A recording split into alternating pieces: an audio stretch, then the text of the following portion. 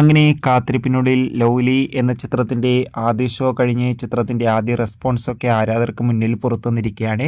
ആ ഒരു അപ്ഡേഷനാണ് ഇന്നൊരു വീഡിയോ ഭാഗത്ത് നോക്കാൻ പോകുന്നത്. വീഡിയോയിലേക്ക് മുൻപ് വീഡിയോ ലൈക്ക് ചെയ്യുക, ചാനൽ സബ്സ്ക്രൈബ് ചെയ്യുക.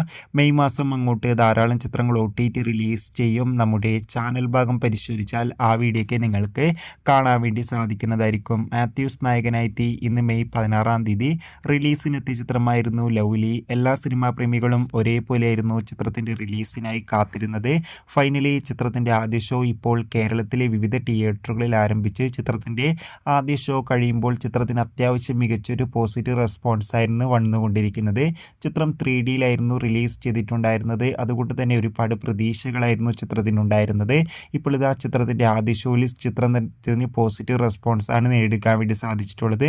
ചിത്രം മികച്ചൊരു ക്വാളിറ്റി നൽകുന്ന 3D ചിത്രമാണെന്നും ചിത്രത്തിൽ മാത്യൂസിൻ്റെ മികച്ച അഭിനയം തന്നെ കാണാൻ വേണ്ടി സാധിക്കുന്നുണ്ടെന്ന് റിപ്പോർട്ടുകൾ സൂചിപ്പിക്കുകയാണ്. കാത്തിരിക്കാം കൂടുതൽ റെസ്പോൺസിനായി. ബൈ.